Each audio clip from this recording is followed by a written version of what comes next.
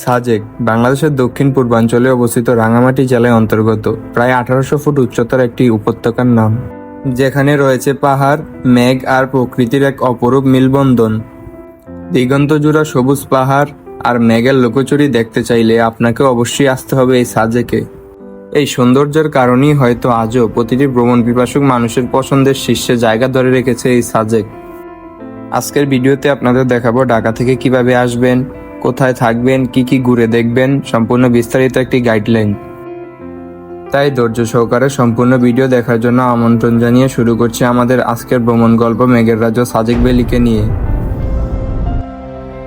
Dhaka signboard থেকে আমাদের যাত্রা শুরু হয় বিটিজি গ্রুপের সঙ্গে। বিটিজি গ্রুপ হচ্ছে বাংলাদেশের সবচেয়ে সুনামধন্য ট্রাভেল গ্রুপের মধ্যে অন্যতম। বিটিজি গ্রুপের ফেসবুক লিংক ভিডিওর ডেসক্রিপশন বক্সে দেওয়া থাকবে, প্রয়োজনে যোগাযোগ করতে পারেন। আপনারা চাইলে ঢাকার সায়দাবাদ থেকে খাগড়াছড়ির উদ্দেশ্যে রওনা করতে পারবেন। এক্ষেত্রে শান্তি পরিবহনে ঢাকা খাগড়াছড়ি রোডে নন এসি জনপ্রতি 750 টাকা। যাত্রাপথে আমাদের বাস যাত্রাবিরতি দিয়েছিল কুমিল্লার রোড স্টার হোটেলে। 20 মিনিটের যাত্রাবিরতিতে আপনারা চাইলে রাতের খাবারটাও সেরে নিতে পারেন। খাবারের দাম তুলনামূলক বেশি হওয়ায় খাওয়ার আগে খাবারের দাম জিজ্ঞেস করে নেবেন। আল্লাহর সৃষ্টি প্রকৃতির অপরূপ সৌন্দর্য, পাহাড়ি আঁকাবাঁকা রাস্তা উপভোগ করতে করতে চলে যাচ্ছি সকালের নাস্তা খাওয়ার উদ্দেশ্যে বিটিজি গ্রুপের পক্ষ থেকে।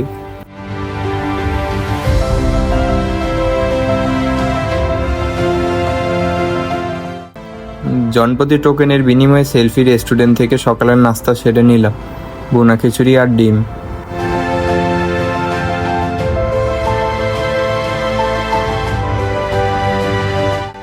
বিটিজি গ্রুপ থেকে আগে থেকেই রেডি করে রাখা ছিল আমাদের সাজেকে যাওয়ার মাহেন্দ্রা। আপনারা সাজেক যাওয়ার জন্য খাগড়াছড়ি শাপলা চত্বর এলাকা থেকে যানবাহন মালিক সমিতির বিভিন্ন পরিবহনের টিকিট কাউন্টার পেয়ে যাবেন। এখানে প্রতিটি যানবাহন চলাচল করে মালিক সমিতির বেঁধে দেওয়া নির্ধারিত ভাড়ার উপরে। আজকের দিনে আমাদের প্রথম গন্তব্য বাগাইহাট আর্মি ক্যাম্প, কারণ সেখান থেকে বাংলাদেশ আর্মির নিরাপত্তায় সকাল 11টায় স্কটে আমাদের রওনা হতে হবে সাজেকের উদ্দেশ্যে।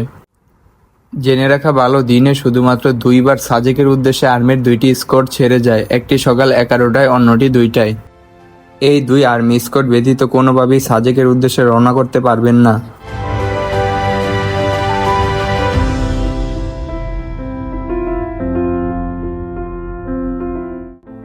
পাহাড়ি সৌন্দর্য উপভোগ করতে করতে চলে আসলাম বাগাইহাট আর্মি ক্যাম্পে। এই আর্মি ক্যাম্পের মাঠে সাজেকের উদ্দেশ্যে রওনা হওয়ার সকল সিএনজি মাহেন্দ্রা জিপগুলো এসে থামে একসাথে রওনা করার জন্য। এই ক্যাম্পের মাঠের পাশেই পেয়ে যাবেন সকল প্রকার পাহাড়ি ফলের সমাহার। এখানে নানান প্রকার সুস্বাদু পাহাড়ি ফল পাওয়া যায়।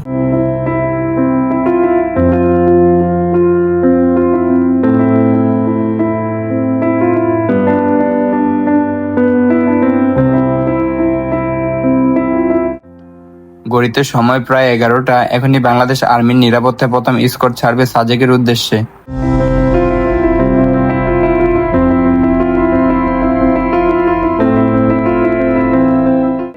বাগাইহাট আর্মি ক্যাম্প থেকে সাজেকের উদ্দেশ্যে সকাল 11টায় আর্মি স্কটের সাথে শুরু হলো আমাদের সাজেকের পথে রোমাঞ্চকর যাত্রা। সম্ভবত 1.5 ঘন্টার মতো সময় লাগবে। তো যাই হোক, চলুন এখন এই সাজেকের পথে প্রাকৃতিক সৌন্দর্য উপভোগ করতে করতে আমরা সাজেক চলে যাই।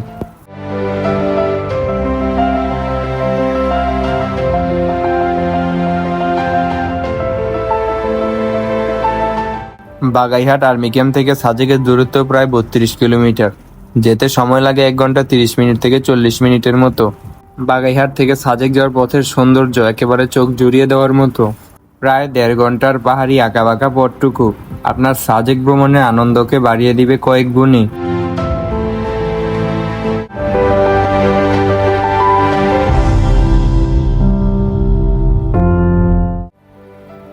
সো ফাইনালি আমরা কিন্তু সাজেক চলে এসেছি।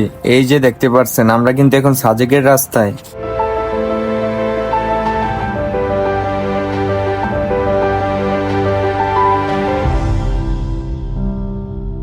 প্রায় 2টা বেজে গেছে সাজেক আসতে, তাই দুপুরের খাবারের জন্য সাজেকের স্থানীয় হোটেল কাশবন থেকে বিটিজি গ্রুপের সকলে মিলে দুপুরের খাবার সেরে নিলাম।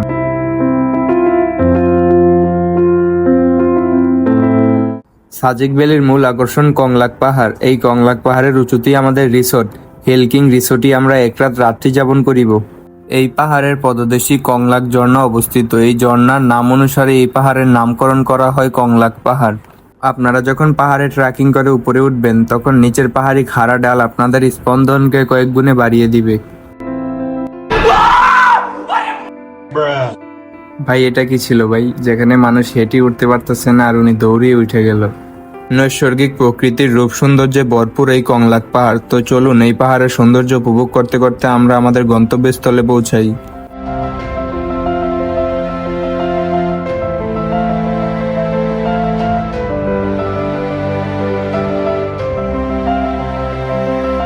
সো ফাইনালি আমরা আমাদের গন্তব্যস্থলে কংলাক পাহাড়ে স্বাগতম। সাজেকের সর্বোচ্চ চূড়া থেকে।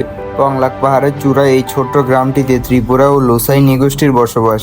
পর্যটকদের কথা চিন্তা করে এখানে ছোট ছোট দোকান তৈরি করা হয়েছে, যেখানে আইসক্রিম, চা, হালকা নাস্তা জাতীয় খাবার পাওয়া যায়। এই সেই আমাদের কাঙ্ক্ষিত রিসোর্ট হেলকিং। এখান থেকে সাজেকের সর্বোচ্চ সুন্দর ভিউ পাওয়া যায়।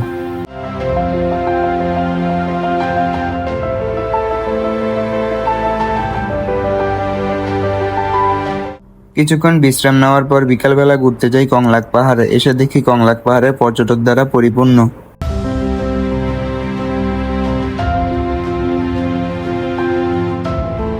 এখানকার স্থানীয়রা এখানে বাঁশের তৈরি নানান ধরনের শোপিস বিক্রি করে, যা ব্যবহারের পাশাপাশি সাজিয়েও রাখা যায়, যা ঘরের সৌন্দর্যকে আরো বৃদ্ধি করে। সবাই তো সকালের সাজেক দেখে অভ্যস্ত, এখন দেখেন সন্ধ্যার সাজেক কত সুন্দর।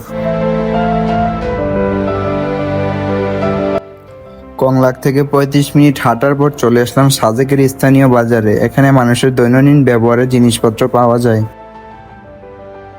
এই জন্যই হয়তোবা সাজেককে মেঘের রাজ্য বলা হয়। দেখুন যতদূর চোখ যায় শুধু মেঘ আর মেঘ। তবে ব্যাড লাক আমাদের যে সকালে ঘুম থেকে উঠতে না পারার কারণে মেঘের পরিমাণটা কিছুটা কম। যতদূর সম্ভব আপনাদের দেখানোর চেষ্টা করব মেঘের রাজ্য সাজেকের অপরূপ সৌন্দর্য।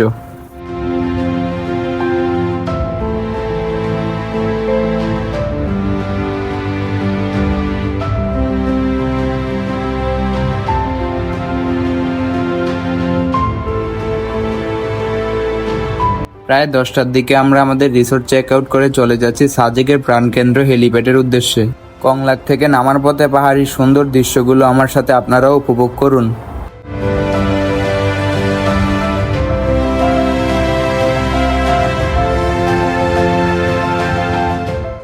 আমরা এখন যাচ্ছি পাহাড়ের চূড়ায় সুন্দর মসজিদে। সমুদ্রপৃষ্ঠ থেকে তার উচ্চতা 2000 ফুটের কাছাকাছি। সাজেক ভ্যালির রুইলুই ও কংলাকের মাঝামাঝি অবস্থিত দারুস-সালাম জামে মসজিদের কাজ শুরু হয় 2000 সালে। এই সেই মসজিদ যেটা বাংলাদেশের সবচেয়ে উঁচু টিলায় অবস্থিত, যার অবস্থান সাজেক ভ্যালিতে। এর পাশেই লুসাই গ্রাম। সময় সাপেক্ষে আপনাদেরকে ঘুরিয়ে দেখাতে পারলাম না, তার জন্য আন্তরিকভাবে দুঃখিত।